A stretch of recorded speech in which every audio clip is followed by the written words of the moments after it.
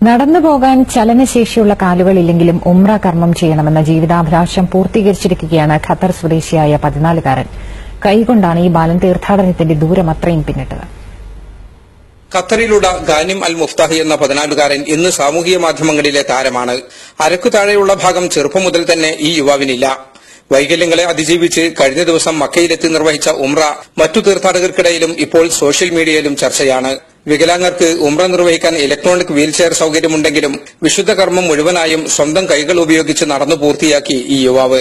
Saudi tourism വകുപ്പിന്റെ നിർദ്ദേശപ്രകാരം ഗാനിമിനെ സഹായിക്കാൻ പ്രത്യേക സംഘം കൂടെയുണ്ടായിരുന്നു. കൈകൾ ഉപയോഗിച്ച് വിശുദ്ധ കഅബയെ 7 തവണ പ്രദക്ഷിണം വച്ച ഗാനിമിനെ ഹജറുൽ അസ്വദ് ചുംബിക്കാനും ഹറം ഇമാമിനെ കാണാനും അധികൃതർ അവസരമൊരുക്കി. തന്റെ ഏറെക്കാലത്തെ ആഗ്രഹം സാധിച്ചതിൽ സൌദി അധികൃതരോട് ഗാനിം നന്ദി പറഞ്ഞു. മാതാപിതാക്കളും സഹോദരന്മാരും കൂടെയുണ്ടായിരുന്നു.